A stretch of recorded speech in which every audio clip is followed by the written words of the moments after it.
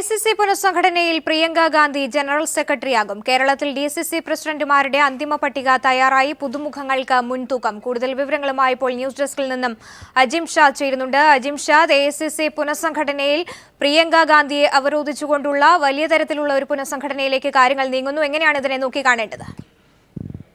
സോമി, അതായത് UP ഇലക്ഷനെ മുൻനിർത്തിക്കൊണ്ട് കോൺഗ്രസിൻ്റെ പുതിയ നീക്കം, പുതിയ മുഖവുമായുള്ള നീക്കത്തിൻ്റെ ഏറ്റവും പുതിയ ഉദാഹരണമായി തന്നെയാണ് ഈ വാർത്തയെ കാണേണ്ടത്. അതായത് പ്രിയങ്ക ഗാന്ധിയെ AICC ജനറൽ സെക്രട്ടറി ആക്കിക്കൊണ്ടുള്ള നീക്കം ഒന്ന്. രണ്ട്, DCC പുനഃസംഘടന, കേരളത്തിൻ്റേതടക്കം ഉള്ള വിഷയങ്ങളിൽ പുനഃസംഘടന കീറാമുട്ടിയായി നിൽക്കുന്ന ഒരു സാഹചര്യത്തിൽ അന്തിമ പട്ടികയാകുന്നു.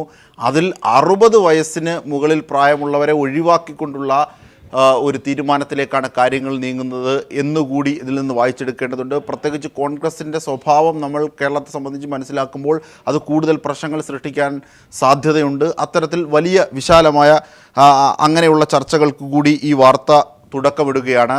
എന്തായിരുന്നാലും ഇതുമായി ബന്ധപ്പെട്ട 2 കാര്യങ്ങളാണ് ആദ്യമായി എടുത്തു പറയേണ്ടത്. അതായത് പ്രിയങ്ക ഗാന്ധി ചിത്രത്തിലേക്ക് എത്തുന്നു എന്നതാണ്. ഔദ്യോഗികമായി പാർട്ടി പദവികൾ പ്രിയങ്ക ഗാന്ധിക്ക് ഉണ്ടായിരുന്നില്ല. രാഹുൽ ഗാന്ധി വിവിധ ഇലക്ഷൻ്റെ ഘട്ടങ്ങളിൽ പരാജയപ്പെടുന്ന നിമിഷങ്ങളിൽ പ്രിയങ്ക ഗാന്ധിയാണ് ഒരു സബ്സ്റ്റിറ്റ്യൂട്ട് എന്ന നിലയിൽ ഒരുപക്ഷെ മുതിർന്ന നേതാക്കന്മാർ പോലും പ്രതികരിക്കുകയുണ്ടായി പരസ്യമായി. അത് വാർത്തയുമായിരുന്നു, നമുക്കറിയാം. ഈ ഒരു സാഹചര്യത്തിൽ കൂടി പ്രിയങ്ക ഗാന്ധിയുടെ പ്രവേശനം, രാഷ്ട്രീയത്തിലേക്കുള്ള പ്രവേശനം ഒരുപക്ഷെ രാഹുൽ ഗാന്ധിക്കുള്ള ഒരു സബ്സ്റ്റിറ്റ്യൂട്ടായി പാർട്ടി കാണുന്നുണ്ടോ, കോൺഗ്രസ് കാണുന്നുണ്ടോ എന്ന തരത്തിലേക്കുള്ള വലിയ ചർച്ചകൾ ഇതിനകം തന്നെ തുടങ്ങിയും കഴിഞ്ഞു. അതായത് പ്രിയങ്ക ഗാന്ധിയെ AICC ജനറൽ സെക്രട്ടറി ആയിട്ട് അവരോധിച്ചുകൊണ്ട് പാർട്ടിയിലേക്ക് കൊണ്ടുവരുന്നു. പ്രഥമ ദൃഷ്ടിയാൽ അത് UP തെരഞ്ഞെടുപ്പുമായി ബന്ധപ്പെട്ടാണ് കാണുന്നതെങ്കിൽ പോലും ഭാവിയിൽ അത് ഒരുപക്ഷെ രാഹുൽ ഗാന്ധി അടക്കമുള്ള ഇപ്പോഴത്തെ നേതൃത്വത്തിന് ഉള്ള ഒരു ഭീഷണി അല്ലെങ്കിൽ ഒരു മറുപടിയായി പാർട്ടി കാണുന്നു എന്നുള്ളത് കൂടി അതിനകത്ത് പരിഗണിക്കേണ്ടതുണ്ട്. അതായത് പ്രധാനമായും UP കോൺഗ്രസിൻ്റെ പ്രസിഡൻ്റൊക്കെ ആയിരുന്ന റിതാ ബഹുഗുണ ജോഷി അടക്കമുള്ളവർ BJPയിലേക്ക് പോയത് ഒരുപക്ഷെ പാർട്ടിയെ തളർത്തിയിരിക്കുന്നു. അഖിലേഷ് യാദവിൻ്റെ നേതൃത്വത്തിൽ അല്ലെങ്കിൽ മുലായം സിംഗ് യാദവിൻ്റെയും തമ്മിലുള്ള തർക്കം വളരെ ഭീകരമായി രൂപപ്പെട്ടിരിക്കുന്നതോടെ അവിടെ കോൺഗ്രസിൻ്റെ സാധ്യത എത്രമാത്രമുണ്ട്, ആ സാധ്യതകൾ തുറക്കണം എന്ന ആത്മാർത്ഥമായ ആഗ്രഹം നമുക്കറിയാം. UP പിടിച്ചാൽ ഇന്ത്യ പിടിച്ചു എന്നൊരു പഴഞ്ചൊല്ല് തന്നെ രാഷ്ട്രീയ കോഡുകളിൽ രഹസ്യമായുണ്ട്. ആ സാഹചര്യത്തിൽ കൂടി UP തെരഞ്ഞെടുപ്പിനെ നിർത്തിക്കൊണ്ട് കോൺഗ്രസിൻ്റെ ഒരു പഴയ പ്രതാപകാലം വീണ്ടെടുക്കണം. അതിനൊരു പക്ഷേ ഇന്ദിരാഗാന്ധിയുടെ മുഖഭാവവുമായി യോജിപ്പുള്ള പ്രിയങ്ക ഗാന്ധി വരണമെന്ന കോൺഗ്രസ് പ്രവർത്തകരുടെ തന്നെ ആഗ്രഹം. ഇതിനൊക്കെ കേപ്പബിൾ അല്ല രാഹുൽ ഗാന്ധി എന്ന പരിഭവം ഒക്കെ തീർക്കുന്ന ഒരു വലിയ വാർത്ത ഇതിൻ്റെ പിന്നിലുണ്ട് എന്നുള്ളതാണ്. AICC ജനറൽ സെക്രട്ടറി ആയിട്ട് പ്രിയങ്ക ഗാന്ധി എത്തുന്നത്. അത് UP തെരഞ്ഞെടുപ്പാണ് പ്രഥമ ദൃഷ്ട്യാ കാണുന്നതെങ്കിൽ പോലും വളരെ വലിയ മറ്റൊരു മാനം കൂടി അതിനുണ്ട്. ഒന്ന്. രണ്ട്, കേരളത്തെ സംബന്ധിച്ചാണ്. കേരളത്തെ സംബന്ധിച്ച് പുനഃസംഘടന അടക്കമുള്ളതൊരു കീറാമുട്ടിയായി നിലനിൽക്കുന്നു. ഗ്രൂപ്പ് പ്രശ്നങ്ങൾ വളരെ സജീവമാകുന്നു. സുധീരനെതിരായി AI ഗ്രൂപ്പുകളുടെ യോജിച്ചുള്ള നീക്കങ്ങൾ പലതും ശ്രദ്ധേയമാണ്. ഈ ഘട്ടത്തിൽ കൂടിയാണ് DCC പ്രസിഡന്റന്മാരെ അടക്കം നിശ്ചയിക്കുന്ന രീതിയിലേക്കുള്ള ഒരു അന്തിമ ധാരണ ഇവരുടെ പാർട്ടിയിൽ രൂപം കൊണ്ടിരിക്കുന്നതെന്ന്. UP ആക്ഷൻ പ്ലാൻ എന്ന രീതിയിൽ ചേർന്ന യോഗത്തിലാണ് ഇത്തരത്തിൽ നിർണായകമായ തീരുമാനങ്ങൾ എടുത്തിരിക്കുന്നത്. 60 വയസ്സിന് മേളിൽ പ്രായമുള്ളവരെ DCC സ്ഥാനത്തേക്ക് പരിഗണിക്കേണ്ട എന്ന തീരുമാനമുണ്ട്. എന്നാൽ ഇതിന് അപവാദമായി ചില ജില്ലകളിൽ പ്രമുഖ നേതാക്കന്മാരെ അടക്കം പരിഗണിക്കണം എന്നതുകൂടി പാർട്ടി കാണുന്നുണ്ട്, കോൺഗ്രസ് പാർട്ടി കാണുന്നുണ്ട്. ഇതാണ് ഇതുമായി ബന്ധപ്പെട്ട് ഏറ്റവും പുതിയതായി പറയാനുള്ളത്. സോമി, ജൂനിയർ ഇന്ദിരാഗാന്ധി എന്ന നിലയിൽ പ്രിയങ്ക നേരത്തെ തന്നെ പേരെടുത്ത് കഴിഞ്ഞതാണ്. നടപ്പിലും എടുപ്പിലും മാത്രമല്ല, അവരുടെ ഹെയർ സ്റ്റൈലിൽ പോലും അത്തരത്തിൽ ഇന്ദിരാഗാന്ധിയുടെ സമാനതകൾ പുലർത്തുന്നു എന്ന് പറയുന്നു. ഇപ്പോൾ തന്നെ രാഹുൽ ഗാന്ധിയുടെ നേതൃത്വത്തോട് കടുത്ത എതിർപ്പുകൾ പാർട്ടിയിൽ ഉള്ളിൽ തന്നെ ഉടലെടുക്കുന്ന ഒരു സാഹചര്യത്തിൽ കൂടിയാണ് പ്രിയങ്ക ഗാന്ധിയെ AICC ജനറൽ സെക്രട്ടറിയായി കൊണ്ടുവരുന്നത്. എത്രത്തോളം UP തെരഞ്ഞെടുപ്പ് കോൺഗ്രസിനെ സംബന്ധിച്ച് ഏറെ നിർണായകവുമാണ്. അത്തരത്തിൽ പ്രിയങ്ക ഗാന്ധിയെ കളത്തിലേക്ക് കൊണ്ടുവരുമ്പോൾ അത് എത്രത്തോളം നിർണായകമാകാനാണ് സാധ്യത? തീർച്ചയായും സോമി, അതുതന്നെയാണ് വളരെ പ്രസക്തമാകുന്നത്. അതായത് എപ്പോഴും നെഹ്റു കുടുംബത്തോട്, ഗാന്ധി കുടുംബം എന്ന പേരിൽ നെഹ്റു കുടുംബത്തോട് വല്ലാത്തൊരു വൈകാരിക അടിമത്വം കോൺഗ്രസ്സുകാർക്ക് ആകെയുണ്ട്. ഒരുപക്ഷെ മുൻകാലങ്ങളെയൊക്കെ നമ്മൾ ചരിത്രപരമായി കൂടി അപഗ്രഥിച്ചാൽ ഇന്ത്യൻ ജനതയിൽ തന്നെ അത്തരത്തിലൊരു വലിയ ഹാങ് ഓവർ ഉണ്ട് എന്ന് നാം മനസ്സിലാക്കും. അതിൽ ഇന്ദിരാഗാന്ധിയുടെ സ്ഥാനം പ്രമുഖമാണ്. ആ ഇന്ദിരാഗാന്ധിയുടെ രൂപഭാവങ്ങളുള്ള പ്രിയങ്ക ഗാന്ധിയെ കൊണ്ടുവരിക എന്നതായിരുന്നു. അവിടെ രാഹുൽ ഗാന്ധിയായിരുന്നു ഏറ്റവും വലിയ ഒരു പ്രശ്നമായി നിന്നിരുന്നതും.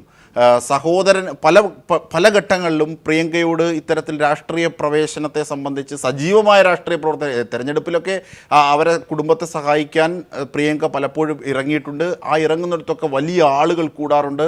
ഇത്തരത്തിൽ പ്രിയങ്ക ഗാന്ധി എന്ന ആ ഇന്ദിരാഗാന്ധിയുടെ അഭിനവ ഇന്ദിരാഗാന്ധി എന്നൊക്കെ പറയാവുന്ന രീതിയിലേക്ക് അവർ കാണുന്ന പ്രിയങ്ക ഗാന്ധിയുടെ വരവ് ഒരുപക്ഷെ ഔദ്യോഗികമായി തന്നെ പാർട്ടിയിൽ സ്ഥിരീകരിക്കുമോ എന്ന ഭാവം അല്ലെങ്കിൽ അത്തരത്തിലൊരു ആഗ്രഹം പാർട്ടിക്കുള്ളിൽ സജീവമായി പല ഘട്ടങ്ങളിലും ചർച്ചയുണ്ടായിട്ടുണ്ട്. ആ ഘട്ടങ്ങളിലൊക്കെ ഇല്ല, സഹോദരൻ തന്നെയാകും, എൻ്റെ ജ്യേഷ്ഠൻ തന്നെയാകും അതൊക്കെ നയിക്കുക എന്ന് പോലും പ്രിയങ്ക ഗാന്ധി പല ഘട്ടങ്ങളിൽ പറഞ്ഞിട്ടുണ്ട്. ഇവിടെ ഒരു വലിയ വെല്ലുവിളിയായി നിൽക്കുന്നത് ഇത് അനുകൂലമായി ഇന്ദിരാഗാന്ധിയുടെ രൂപഭാവങ്ങളുള്ള വളരെ അഡ്മിനിസ്ട്രേറ്റീവ് സ്കില്ലൊക്കെ ഇന്ദിരാഗാന്ധിക്ക് സമാനമായി ഉണ്ട് പ്രിയങ്ക ഗാന്ധിക്ക് എന്നൊക്കെയുള്ള പറച്ചിലുണ്ടെങ്കിൽ പോലും വദ്രയുമായി ബന്ധപ്പെട്ട അവരുടെ ഭർത്താവ് റോബർട്ട് വദ്രയുമായി ബന്ധപ്പെട്ട ഭൂമി ഇടപാടുകൾ, അതുമായി ബന്ധപ്പെട്ട ഒട്ടേറെ അഴിമതി ആരോപണങ്ങൾ, അതൊരു പക്ഷേ സജീവമായി വരുന്നത് ഒരുപക്ഷെ കോൺഗ്രസിനെ സംബന്ധിച്ച് വലിയൊരു ഭീഷണിയാണ്. ഈ രണ്ട് തലങ്ങളാണ് അനുകൂലവും പ്രതികൂലവുമായി കോൺഗ്രസിന് മുന്നിലുള്ളത്. ഏതായിരുന്നാലും AICC ജനറൽ സെക്രട്ടറി ആയിട്ട് പ്രിയങ്ക ഗാന്ധിയെ പരിഗണിക്കുന്നു, അവിടേക്ക് എത്തുന്നു എന്നത് നേരത്തെ സ്വാമി ചോദിച്ചതുപോലെ തന്നെ വളരെ വലിയ രാഷ്ട്രീയ മാനങ്ങളുണ്ട്. കേവലം ഒരു വ്യക്തി എത്തുന്നു എന്നതിനപ്പുറത്തേക്ക് വലിയ മാനങ്ങളുണ്ട്. അതിന് പ്രത്യേകിച്ച് ഇപ്പോൾ നിലവിൽ പല ഇലക്ഷനുകളിലും തെരഞ്ഞെടുപ്പുകളിലും കോൺഗ്രസിനെ ആ പഴയകാല പ്രതാപത്തിലേക്ക് കൊണ്ടുവരാൻ ഈവൻ സോണിയാഗാന്ധിക്ക് പോലും കഴിയുന്നത് രാഹുൽ ഗാന്ധിക്ക് കഴിയുന്നില്ല. പലപ്പോഴും ദിഗ്വിജയ് സിംഗ് ആണ്, എൻ്റെ ഓർമ്മ ശരിയാണെങ്കിൽ ദിഗ്വിജയ് സിംഗ് ആണ് അത്തരത്തിൽ പ്രതികരിച്ചത്.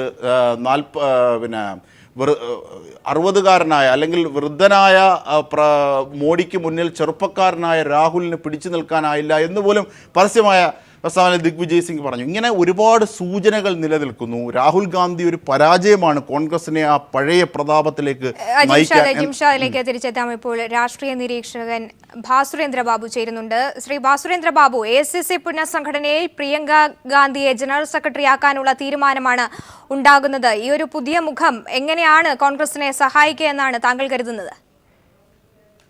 കോൺഗ്രസ് കുറച്ച് നാളുകളായി അവർക്ക് ഒരു പുതിയ മുഖവും മുഖച്ഛായയും അതിന്റെ ഭാഗമായി ഒരു പ്രതിച്ഛായയും ഇതൊക്കെ കൊണ്ടുവരാനുള്ള ശ്രമങ്ങൾ നടത്തുന്നുണ്ട് എന്ന് നമുക്കറിയാം.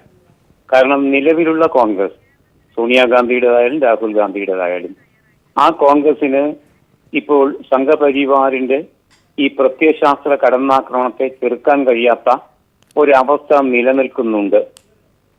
പ്രത്യയശാസ്ത്രപരമായി കോൺഗ്രസിന് വലിയൊരു ശൂന്യത അനുഭവപ്പെടുന്നുണ്ട്.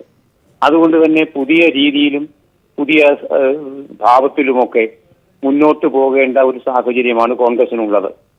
UPയിൽ രാഹുൽ ഗാന്ധി നടത്തിയ കർഷക ജാഥയും സമ്മേളനവും ഒന്നും യാതൊരു ഗുണവും ചെയ്തില്ല എന്ന് നമുക്കിപ്പോൾ മനസ്സിലായി കഴിഞ്ഞിരിക്കുന്നു. എന്ന് മാത്രമല്ല, UPയിലും അവിടുത്തെ പഴയ കോൺഗ്രസ് നേതാവ് റീത്ത ബഹുഗുണ ഇപ്പോൾ BJPയിൽ ചേരുകയും ചെയ്തിരിക്കുന്നു. അങ്ങനെ വരുമ്പോൾ രാഹുൽ ഗാന്ധി കോൺഗ്രസിന്റെ നഷ്ട യശസ് വീണ്ടെടുക്കില്ല എന്ന് മാത്രമല്ല, അവശിഷ്ട കോൺഗ്രസിനെ പോലും പിടിച്ചു നിർത്താൻ കെൽപ്പുള്ള ഒരു നേതാവല്ല എന്ന് തെളിയിക്കപ്പെട്ടിരിക്കുന്നു. ഇതാണ് കോൺഗ്രസിന്റെ ഏറ്റവും വലിയ ഒരു പ്രതിസന്ധി. AK ആന്റണി കേരളത്തിലെ കോൺഗ്രസിനെ കുറിച്ച് പറഞ്ഞത് മാതിരി ചരിത്രത്തിൽ ഇത്ര വലിയ പ്രതിസന്ധിയിൽ കോൺഗ്രസ് ഇടപെട്ടിട്ടില്ല. ഇത് കേന്ദ്രത്തിനും ബാധകമാണ്. ഇതിനെ എങ്ങനെ അതിജീവിക്കാം? അതാണ് കോൺഗ്രസുകാർ നോക്കുന്നത്. അങ്ങനെ വരുമ്പോൾ ആ സാഹചര്യത്തിൽ ആശയറ്റ ഒരു പോംവഴിയാണ് പ്രിയങ്ക. നെഹ്റു കുടുംബത്തിൽ നിന്ന് തന്നെ ഒരാളെ കൊണ്ടുവന്ന് പുതിയ വേഷം കെട്ടിച്ച് പുതിയ ജാഥകൾ അവതരിപ്പിച്ച് വീണ്ടും നഷ്ടയശസ് വീണ്ടെടുക്കാം എന്ന നിലയ്ക്ക് മാത്രമേ കോൺഗ്രസിന് ഇപ്പോഴും ചിന്തിക്കാൻ കഴിയുന്നുള്ളൂ. അതാണ് കോൺഗ്രസിന്റെ ഏറ്റവും വലിയ പാപ്പരത്വം. സത്യത്തിൽ കോൺഗ്രസിന് നഷ്ടപ്പെട്ടത് അതിന്റെ പ്രത്യയശാസ്ത്ര നിർമ്മിതിയുടെ മുഖമാണ്. ഫാസിസം അധികാരത്തിലേക്ക് എത്തുന്ന സമയത്ത് ഫാസിസ്റ്റ് വിരുദ്ധ ജനകീയ വികാരങ്ങളുടെ പ്രതിനിധിയാകാൻ അതിന് യഥാർത്ഥത്തിൽ അതിന്റെ പാപ്പരത്വം കൊണ്ട് കഴിയാതെ പോകുന്നത് കൊണ്ട് പ്രിയങ്ക ഗാന്ധി ഇന്ദിരാഗാന്ധിയോട് മുഖഭാവ ഛായയുള്ള ഇന്ദിരാഗാന്ധിയോട് നമുക്ക് സാമ്യം ചെയ്യാവുന്ന ഒരാളെ കൊണ്ടുവന്ന് വീണ്ടും കോൺഗ്രസിനെ വീണ്ടെടുക്കാം എന്നൊക്കെ വിചാരിക്കുന്ന അവസ്ഥയിലേക്കാണ് ഇപ്പോഴും കോൺഗ്രസ് നിൽക്കുന്നത്. പാപ്പരത്വം നിറഞ്ഞൊരു ചിന്തയാണത്. അത് ഭരിക്കും എന്ന് ഞാൻ പ്രതീക്ഷിക്കുന്നില്ല. എങ്കിലും കോൺഗ്രസിന്റെ മുന്നിൽ അതല്ലാതെ മറ്റൊരു വഴിയുമില്ല. അതാണ് ശ്രീ ഭാസുരേന്ദ്ര ബാബു. അതായത് കോൺഗ്രസിനെ സംബന്ധിച്ച് ഇന്ന് നിലനിൽക്കുന്ന കാര്യങ്ങളെ താങ്കൾ തന്നെ നേരത്തെ സൂചിപ്പിച്ചതുപോലെ ഒരു ദാർശനിക ഉൾക്കരുത്തോടുകൂടി ആശയപരമോ പ്രായോഗികവുമായ രാഷ്ട്രീയ മറുപടിക്ക് കോൺഗ്രസിന് പ്രാപ്തിയില്ലാതെ വരുന്നു. ഒരറ്റത്ത് മോഡി പ്രഭയിൽ BJP നിലനിൽക്കുന്നു. അതിനൊരുപാട് പ്രശ്നങ്ങളുണ്ട് എങ്കിൽ പോലും ഇവിടെ തങ്ങൾക്ക് ഉയർത്തിക്കാട്ടാൻ പഴയകാല പ്രതാപത്തിൻ്റെ ബാക്കി പത്രം എന്നോണം ഉയർത്തിക്കാട്ടാൻ ഒരു മുഖം പോലും ഇല്ലാത്ത ഒരു സാഹചര്യം കോൺഗ്രസിനെ വല്ലാതെ വേട്ടയാടുന്നു. സോണിയാഗാന്ധി എത്തുകയാണെങ്കിൽ വിദേശി എന്ന രീതിയിൽ പലരും അത് ദുരുപയോഗം ചെയ്യാൻ സാധ്യതയുണ്ട്. ഇത്തരത്തിലൊരു കാര്യത്തിലാണ് പ്രിയങ്ക ഗാന്ധിയെ പരിഗണിക്കുന്നത്. UP ഇലക്ഷൻ മുൻനിർത്തിക്കൊണ്ടും ഭാവിയിൽ രാഹുൽ ഗാന്ധിക്ക് മുകളിൽ അത്തരത്തിലൊരു പഴയകാല വീണ്ടെടുപ്പിന് പ്രിയങ്ക ഗാന്ധി ഉപയോഗിക്കുന്നു എന്നുള്ള വാർത്ത ഒരുപക്ഷെ കോൺഗ്രസ് പ്രവർത്തകരുടെ ഇടയിൽ ഊർജവത്തായ ഒരു സമ്മേളനത്തിന് സാധ്യത വെക്കില്ലേ ശ്രീ ഭാസുരേന്ദ്ര ബാബു? അല്ല, അതിനകത്ത് അജിം ഷാ, താങ്കൾ പറയുന്നത് ഭാഗ്യമായി ശരിയായ ഒരു കാര്യമാണ്. എന്തുകൊണ്ടെന്നാൽ ഒരു പുതിയ മുഖം വന്നാൽ പുതിയ പ്രതീക്ഷകൾക്ക് സാധ്യതയുണ്ട്. കാരണം സോണിയാഗാന്ധി ആയാലും രാഹുൽ ഗാന്ധി ആയാലും ആ പഴയ മുഖങ്ങൾക്ക് പ്രതീക്ഷ ഉളവാക്കാൻ കഴിയുന്നില്ല. ആ യാഥാർത്ഥ്യമാണ് നാം കാണേണ്ടത്. ആ യാഥാർത്ഥ്യം കാണുമ്പോൾ പുതിയൊരു മുഖം വരട്ടെ, എന്തെങ്കിലും ഒരു പ്രതീക്ഷ ഉണ്ടാകട്ടെ എന്ന് പ്രതീക്ഷിക്കാം. പക്ഷേ യഥാർത്ഥത്തിൽ കോൺഗ്രസിന് നഷ്ടപ്പെട്ടിരിക്കുന്നത് എന്താണ്? കോൺഗ്രസ് ഇന്ത്യൻ രാഷ്ട്രീയ സാഹചര്യത്തിൽ എന്തൊക്കെ പറഞ്ഞാലും ഒരു മതേതര ജനാധിപത്യ ഈ രാഷ്ട്രീയ മുഖത്തിന്റെ പ്രത്യയശാസ്ത്ര ധർമ്മം നിർവഹിച്ചുകൊണ്ടിരുന്നു എന്ന് നാം കാണണം. ആ സ്ഥാനത്തേക്കാണ് ഈ എന്താ പറയാ ഫാസിസ്റ്റ് ഭീഷണിയുടെയോ അല്ലെങ്കിൽ ഏകാധിപത്യത്തിന്റെയോ ഒക്കെ ക്ഷാത്ര വികാരത്തോടെ ഈ നമ്മുടെ മോദിയുടെ ആഭിമുഖ്യത്തിൽ സംഘപരിവാരികൾ രംഗത്ത് വന്നിരിക്കുന്നത്. അത് ഇന്ത്യ ഇതപര്യന്തം കണ്ടിട്ടില്ലാത്ത ഒരു പ്രത്യയശാസ്ത്ര ആക്രമണമാണ്. ആ പ്രത്യയശാസ്ത്ര ആക്രമണത്തിന് ആശയപരമായ പ്രതിരോധമാണ് വേണ്ടത്. ഒരാളെ മാറ്റി മറ്റൊരാളെ വെച്ചാൽ അത് പരിഹരിക്കപ്പെടില്ല. അത്തരം ഒരു ആശയപരമായ ഒരു പ്രതിരോധം നമുക്ക് ബീഹാറിൽ കാണാൻ കഴിഞ്ഞത് മാതിരി പിന്നോക്കം നിൽക്കുന്ന ആളുകളുടെ ഏകോപനം, ആ നിലയ്ക്ക് ആശയപരമായ ഒരു പ്രതിരോധം രൂപപ്പെടുത്താൻ കോൺഗ്രസിന് കഴിയുന്നില്ല അജീം ഷാ. കാരണം അവരുടെ ആശയപരമായ പാപ്പരത്വമാണ്. അത് പകരം വെക്കാൻ ഇപ്പോൾ വന്നിരിക്കുക അല്ലെങ്കിൽ പ്രതീക്ഷിക്കുകയോ ചെയ്യുന്ന പ്രിയങ്ക ഗാന്ധി എന്ന നേതാവിന് നെഹ്റു കുടുംബ അംഗത്തിന് കഴിയുമോ ഇല്ലയോ? കഴിയുമെന്ന് ഇപ്പോൾ പ്രതീക്ഷിക്കാൻ കഴിയില്ല. അതാണ് ഞാൻ പറയുന്നത്. കോൺഗ്രസ് ഏതെങ്കിലും നിലപാടിൽ പുനഃസംഘടിച്ച് ഒരു പുതുശക്തിയായി വരുന്നതിൽ ഇവിടെയുള്ള ജനാധിപത്യ വിശ്വാസികൾക്ക് ഒരാശ്വാസമാണ് ഉണ്ടാവുക. പക്ഷെ അതിനുള്ള സാധ്യത അവർ തന്നെ കളഞ്ഞു കുളിച്ചിരിക്കുന്നു. പുതിയ ഒരു ശക്തി സമാഹരണത്തിനുള്ള പ്രാപ്തി അതിന് നഷ്ടപ്പെട്ടിരിക്കുന്നു. അതുകൊണ്ടാണ് വില കുറഞ്ഞ ചില പരിഹാരങ്ങളിലേക്ക് അത് സഞ്ചരിക്കുന്നത്. പ്രിയങ്ക ഗാന്ധി ആനയിക്കുന്നത് അത്തരമൊരു വില കുറഞ്ഞ പരാജയപ്പെടാൻ ഇടയുള്ള ഒരു ശ്രമം മാത്രമാണ്. അതിനപ്പുറം എന്താണ് ആലോചിക്കാനുള്ളത്? അതാണ് അത് വളരെ ശരി.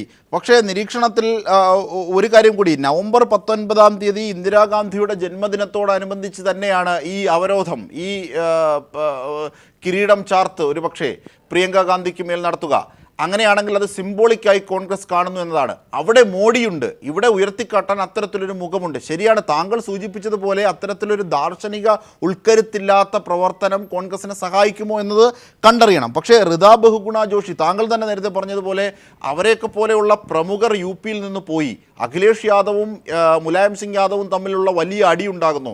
ഇത് കൃത്യമായി BJPക്ക് സ്വരുക്കു കൂട്ടാനാകുന്നു. അവിടെയാകട്ടെ വരുൺ ഗാന്ധിയുടെ നേതൃത്വത്തിൽ ആണ് UP ഇലക്ഷനെ നേരിടാൻ പോകുന്നതെന്നൊരു ഒരു അഭ്യൂഹം ഉണ്ടായിരുന്നു. അവിടെയും തിരിച്ചടികൾ BJPക്ക് നേരിടുന്നു. ഈ സാധ്യത കൃത്യമായി ഉപയോഗിക്കാം എന്ന കോൺഗ്രസിന്റെ കണക്കുകൂട്ടൽ UP പോലും വിജയം കാണില്ല എന്ന് നിരീക്ഷിക്കുകയാണോ താങ്കൾ? അതെ, ഞാൻ പറയുന്നത് കഴിഞ്ഞ തവണ അത് ഏതെങ്കിലും നിലവാരത്തിൽ ചെറിയ ഒരു മുന്നേറ്റത്തിന്റെ പ്രതിച്ഛായ ഉണ്ടാക്കിയത് അമേഠിയിലാണ്. അമേഠിയിലെ പ്രചരണ പ്രവർത്തനത്തിന്റെ രംഗമധ്യത്തിലേക്ക് പ്രിയങ്ക വന്നിരുന്നു, നമുക്കറിയാം. പക്ഷെ പ്രിയങ്കയൊന്നും വൻതോതിൽ അവിടെ സ്വീകരിക്കപ്പെടുകയും ചെയ്തില്ല. അതൊന്ന്. മറിച്ച് ഇന്ത്യ പോലെ ഒരു വലിയ രാജ്യത്തിന്റെ ജനനേതാവായി മാറിത്തീരാനുള്ള എന്ത് രാഷ്ട്രീയ പശ്ചാത്തലമാണ് നെഹ്റു കുടുംബത്തിൽ ജനിച്ചു എന്നതിൽ കവിഞ്ഞ് എന്ത് രാഷ്ട്രീയ പശ്ചാത്തലമാണ് സത്യത്തിൽ പ്രിയങ്കയ്ക്ക് ഉള്ളത് എന്ന യാഥാർത്ഥ്യം നാം കാണണം. ഒരു മുഖഛായ ഉണ്ടായിരിക്കുന്നു എന്ന ഒറ്റ കാര്യം കൊണ്ട് ഒരു നേതാവ് ആയി തീരാനൊന്നും ഒക്കുമില്ല. രാഖി രാമാനം, ഇന്ദിരാഗാന്ധിക്ക് നെഹ്റുവിന്റെ മുഖഛായ ഉണ്ട്, ശരിയാണ്. പക്ഷേ ലാൽ ബഹദൂർ ശാസ്ത്രി അധികാരത്തിലിരുന്നു കൊണ്ടാണ് അവരുടെ ശക്തി സമാഹരിച്ചത്. ഇവിടെ അധികാരത്തിന്റെ 7 അയൽവക്കത്തിൽ ദേശീയ നിലവാരത്തിൽ കോൺഗ്രസിന് എത്താൻ കഴിയാത്ത അവസ്ഥ, കോൺഗ്രസിലെ പ്രമുഖരായ ആൾക്കാർ BJP-യിലേക്ക് കൂറുമാറുന്ന അവസ്ഥ, ഇതിനെയൊക്കെ തരണം ചെയ്യാൻ പ്രിയങ്ക വന്നാൽ ഒരു ആവേശം കോൺഗ്രസ് അണികൾക്കുണ്ടാകും എന്ന് പ്രതീക്ഷിക്കാൻ കഴിയുന്ന അവസ്ഥ ഇപ്പോൾ രാഷ്ട്രീയമായി നിലനിൽക്കുന്നില്ല. പക്ഷേ ശ്രീ ഭജനേന്ദ്ര ബാബു അവർ കാണുന്ന യുക്തി പലവിധമാണ്. നേരത്തെ സൂചിപ്പിച്ചതുപോലെ ഇന്ദിരാഗാന്ധിയുടെ മുഖഭാവങ്ങൾ അല്ലെങ്കിൽ അതിനെ അനുസ്മരിപ്പിക്കുന്ന ചില അഭിനവത്വങ്ങൾ എന്ന് പറയാമെങ്കിൽ ആ വാക്ക് അങ്ങനെ അഭിനവ ഇന്ദിരാഗാന്ധി എന്ന നിലയിലുള്ളത്. പിന്നീട് ലാൽ ബഹദൂർ ശാസ്ത്രിക്ക് ശേഷം ഇന്ദിരാഗാന്ധി ഇതിൻ്റെയൊക്കെ അധികാരം നെഹ്റുവിൻ്റെ ഒക്കെ പിൻബലത്തിൽ പിടിച്ചു വാങ്ങുകയായിരുന്നു എന്ന തരത്തിലേക്കുള്ള ചില മാനങ്ങളൊക്കെ ഉണ്ട്. അതൊക്കെ ഒരുപക്ഷെ പ്രിയങ്ക ഗാന്ധിയിലേക്ക് എത്തിപ്പെടാമെന്നാണ് കോൺഗ്രസിൻ്റെ വിലയിരുത്തൽ. പക്ഷേ ഒരു കാര്യം കൂടിയുണ്ട് ശ്രീ ഭാസുരേന്ദ്ര ബാബു, ഈ വാർത്തയ്ക്കൊപ്പം ചില കേരളത്തിൻ്റെതായ കാര്യങ്ങൾ കൂടി നമ്മൾ പുറത്തുവിടുന്നുണ്ട്. കേരളത്തിൻ്റെ പുനഃസംഘടന സംബന്ധിച്ച കാര്യങ്ങൾ, DCC പ്രസിഡന്റുമാരുടെ വിഷയത്തിലുള്ള അന്തിമ പട്ടികയിലേക്ക് കാര്യങ്ങളെത്തുന്നു. അതുകൂടി നമുക്ക് ഇനി ബാക്കി പകുതിയിൽ ചർച്ച ചെയ്യാമെന്ന് വിചാരിക്കുന്നു. ശ്രീ ജേക്കബ് ജോർജ് കൂടി നമ്മോടൊപ്പം ചേരുന്നുണ്ട്. കേരളത്തെ സംബന്ധിച്ച് ചോദിക്കുമ്പോൾ ശ്രീ ജേക്കബ് ജോർജ്, നവംബർ 19 പ്രിയങ്ക ഗാന്ധി അവരോധിക്കുന്നുണ്ട് ജനറൽ സെക്രട്ടറിയായി, അങ്ങനെയുള്ള ഒരു തീരുമാനം രൂപപ്പെട്ടു കോൺഗ്രസിൽ. അതോടൊപ്പം കേരളത്തെ സംബന്ധിച്ച് ചില നിർണായകമായ കാര്യങ്ങളുണ്ട്. പുനഃസംഘടന വലിയ കീറാമുട്ടിയായി നിൽക്കുന്ന ഘട്ടത്തിൽ ഗ്രൂപ്പുകൾക്കതീതമായി തയ്യാറാക്കിയ ചില പുതുമുഖങ്ങൾക്ക് മുൻതൂക്കം നൽകുന്ന ലിസ്റ്റ്, അതിൽ 60-ന് മുകളിൽ പ്രായമുള്ളവർ വേണ്ട, ഇത്തരത്തിലൊരു അന്തിമ പട്ടികയായി എന്നാണ് വാർത്തകൾ പുറത്തുവിടുന്നത്. ശ്രീ ജേക്കബ് ജോർജ്, ഞാൻ ആദ്യം പ്രിയങ്ക ഗാന്ധിയെ കുറിച്ച് പറയട്ടെ. എനിക്കിപ്പോ ഭാസുരേന്ദ്ര ബാബു പറഞ്ഞതിലൂടെ എനിക്ക് അല്പം വിയോജിപ്പുള്ളത്, ഒരു നേതാവ് വേണം. കോൺഗ്രസ് പാർട്ടിക്കുള്ളൊരു പ്രശ്നം നേതാവില്ല. സോണിയാഗാന്ധി, ജവഹർലാൽ നെഹ്റു മുതൽ മഹാത്മാഗാന്ധി മുതൽ ജവഹർലാൽ നെഹ്റു, ഇന്ദിരാഗാന്ധി വരെ, ഇന്ദിരാഗാന്ധിയുടെ നേതൃത്വം, ആ നേതൃത്വമാണ് കോൺഗ്രസിനെ ഒരു നീണ്ട കാലഘട്ടം കേരള ഇന്ത്യൻ സമൂഹത്തിൽ പിടിച്ചു നിർത്തിയത്, ഇന്ത്യൻ രാഷ്ട്രീയത്തിൽ പിടിച്ചു നിർത്തിയത്. സോണിയാഗാന്ധി 2 തവണ UPA വിജയത്തിലെത്തിച്ചു കേന്ദ്രത്തിൽ. പക്ഷേ ഇന്ന് സോണിയാഗാന്ധിയുടെ പ്രഭാവം വാങ്ങി രാഹുൽ ഗാന്ധി ആവട്ടെ ഒരു കാരണവശാലും ഒരു നേതാവിന്റെ ഒരു ഗുണവുമില്ലാത്ത ആളാണെന്ന് ജനങ്ങൾ മനസ്സിലാക്കുകയും ചെയ്തിരിക്കുന്നു. പക്ഷെ നെഹ്റു കുടുംബത്തിൽ നിന്നല്ലാതെ ഒരു കോൺഗ്രസ് നേതാവിന് ഉയരാൻ പറ്റില്ല എന്നുള്ള സ്ഥിതിയാണ്. അത് കോൺഗ്രസ് നേതാക്കന്മാർക്കൊക്കെയും അറിയാം. അതുകൊണ്ട് ഒരു അവസാന കൈ എന്ന നിലയ്ക്ക് എന്നാൽ പ്രിയങ്ക ഗാന്ധിയെ കൊണ്ടുവരാം എന്ന ഒരു സൊല്യൂഷനിൽ എത്തിയിരിക്കുകയാവാം. ഒരു പക്ഷേ ആ നിലയ്ക്ക് രാഹുൽ ഗാന്ധിയേക്കാൾ എന്തുകൊണ്ടും നല്ലത് ഒരു ഒരു ഒരു ഒരു ചൈതന്യമുള്ള ഒരു വ്യക്തിത്വം എന്ന നിലയ്ക്ക് പ്രിയങ്ക ഗാന്ധി തന്നെയായിരിക്കും എന്നാണ് എന്റെ അഭിപ്രായം. പിന്നീട് കേരളത്തിലെ DCC പ്രസിഡന്റുമാരുടെ കാര്യം സ്വാഭാവികമായിട്ടും അങ്ങനെയെങ്കിലും കേരളത്തിലൊരു പുതുമ ഉണ്ടാവട്ടെ, ഒരു പുതിയ നേതൃത്വം വരട്ടെ എന്നല്ല. പക്ഷേ ആ കേരളത്തിലെ സാധ്യതാ പട്ടിക ഇനി പറയുന്നതാണ്. ശ്രീ ഭാസുരേന്ദ്രബാബു, ജേക്കബ് ജോർജും കേൾക്കണം ഒപ്പം പ്രേക്ഷകർക്കൊപ്പം. അതായത് കേരളത്തിലെ സാധ്യതാ പട്ടിക ഇങ്ങനെയാണ്: തിരുവനന്തപുരത്ത് നെയ്യാറ്റിൻകര സനൽ, പാലോട് രവി, T ശരത്ചന്ദ്ര പ്രസാദ്, RV രാജേഷ് എന്നിവരാണ്. കൊല്ലത്താകട്ടെ Kodikunnil Suresh, PC Vishnunath, A Shanavas Khan, CR Mahesh എന്നിവരാണ്. ആലപ്പുഴയിൽ ഷാനിമോൾ ഉസ്മാൻ, M ലിജു, അഡ്വക്കേറ്റ് അനിൽ ബോസ്, കോശിയം കോശി എന്നിവരാണ്. പത്തനംതിട്ടയിൽ ബാബു ജോർജ്, സതീഷ് കൊച്ചുപറമ്പിൽ, ശിവദാസൻ നായർ, KK റോയ്സൺ എന്നിവരാണ്. കോട്ടയത്ത് ടോമി കല്ലാനി, ലതിക സുഭാഷ്, തോമസ് കല്ലാടൻ, ഫിൽസൺ മാത്യൂസ്, ജോസി സെബാസ്റ്റ്യൻ എന്നിവരാണ്. എറണാകുളത്താകട്ടെ IK Raju, Jaison Joseph, KP Haridas, Muhammad Kutty master എന്നിവരാണ്. ഇടുക്കിയിൽ ഡീൻ കുര്യക്കോസ്, സിറിയക് തോമസ്, സേനാപതി വേണു, തോമസ് ഡാനിയൽ എന്നിവരാണ്. വിശദമായ ലിസ്റ്റുകളാണ്, ഞാൻ വായിക്കുകയാണ്. ശ്രീ ജേക്കബ് ജോർജ് കേൾക്കുന്നുണ്ടല്ലോ? കേൾക്കുന്നുണ്ട്. തൃശ്ശൂരിൽ TN പ്രതാപൻ, പത്മജ വേണുഗോപാൽ, PA മാധവൻ എന്നിവരാണ്. പാലക്കാടാകട്ടെ ഷാഫി പറമ്പിൽ, VK ശ്രീകണ്ഠൻ, ബാലചന്ദ്രൻ, AV ഗോപിനാഥ് എന്നിവരാണ്. Kozhikode T Siddique, KP Anilkumar, N Subrahmanyam, PM Niyas, K Praveen Kumar എന്നിവരാണ്. കണ്ണൂരിലാകട്ടെ സതീശൻ പാച്ചേനി, സുമ ബാലകൃഷ്ണൻ, സജീവ് ജോസഫ്, സോണി സെബാസ്റ്റ്യൻ എന്നിവരാണ്. മലപ്പുറത്ത് VV Prakash, Aryadan Shoukath, Wayanad IC Balakrishnan, KK Abraham, Kasaragod Neelakantan, KP Kunhikannan എന്നിവരാണ്. ഈ ലിസ്റ്റിൽ പലരും നമുക്കറിയാവുന്ന പ്രമുഖർ തന്നെയാണ് ഭൂരിഭാഗവും. അതേ സംബന്ധിച്ച് കൂടി ഒരു വിലയിരുത്തൽ ജേക്കബ് ജോർജ് ഈ ഘട്ടത്തിൽ, ഇതാണ് സാധ്യതാ ലിസ്റ്റ് പുറത്തെത്തിയിരിക്കുന്നത് നമുക്ക് ലഭിച്ചത്. എനിക്ക് തോന്നുന്നു കേരളത്തിലെ കോൺഗ്രസിന് കിട്ടാവുന്ന ഒരു നല്ല ഒരു നേതൃനിരയാണ് ഇപ്പോൾ ഈ ലിസ്റ്റിൽ ഉള്ളത്. അത് ഒരു തലമുറ മാറ്റം അതിന് വഴിയൊരുക്കും ഈ നേതാക്കന്മാരിൽ ആരൊക്കെ വന്നാലും. എനിക്കതിൽ ഇപ്പൊ ഏറ്റിക്കര സനൽ ഉദാഹരണത്തിന്, അല്ലെ ടി ശരചന്ദ്ര പ്രസാദ് തിരുവനന്തപുരത്തെ DCC-മാരുടെ കൂട്ടത്തില്, അത് പത്തനംതിട്ടയിലെ ബാബു ജോർജ് എന്നൊക്കെ പറയുന്നത് ഒരു പുതിയ തലമുറയാണ്. ഇവർ ആര് വന്നാൽ പോലും കേരളത്തിലെ കോൺഗ്രസിന് ഒരു രക്ഷയാവും.